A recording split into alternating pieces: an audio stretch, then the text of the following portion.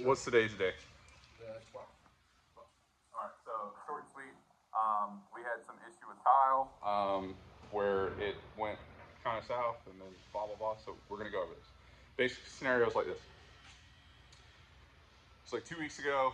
Do the tile, right? The first night that he sends me, it's a Friday night. So I look at it. Everything's gridded. Everything has the good spacers, the one that you twist down so it levels the tile. Everything's how it needs to be. I go to sleep. Saturday morning, I'm off. And then I get a call at like noon from Joseph, which is never a good thing. Basically saying that, this tile looks terrible. This guy obviously didn't use spacers, et cetera, et cetera. I was like, hold up. Here's the picture. So basically, what happened is that he didn't really build a barricade. He literally just put cones around it, and it was tile. And like right beside that was the big old machine in a 7-Eleven. So people just walked all through it and cracked it and crumbled it and made it look crazy. So it went really. You here for an interview? For an interview, go through that door. There'll be two gentlemen with beards, other than myself. They'll help you out. Okay. Okay. Um. So it was all cracked and crazy.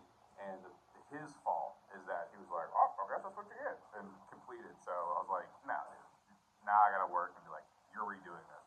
Well, they messed it up. I don't care. You let that happen. So you have to take precautions. So learning lesson from that is build real barricade. Something, even if you take cone and then throw plastic over it so they think, because when you see a cone, that's just a cone, you normally think it's a wet floor. You're like, oh, it's not wet. You just keep walking. It's different if it looks like wet concrete. It's just tile, so you don't know any different. That's first and foremost. Second is that once he had to redo it, we allowed proper dry time, all that stuff. Well, then it rolled into like a week later, it was completely cracked. So I was like, okay, well, we just did it. Joseph said everything was good. And I know that doesn't make everything perfect if he says it's good, but still, it looked aesthetically good. So we came back. I'm like, all right, tell me your whole show me what you used. But he used like pre-mixed mortar. Never do that, and it just made it where it didn't dry.